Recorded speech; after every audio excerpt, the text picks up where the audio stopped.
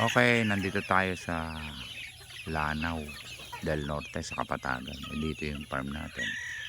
Ongoing yung construction. Ayan. At dahil may expo sa Cagayan de Oro, pumili kami doon sa range. Galing kami doon sa range.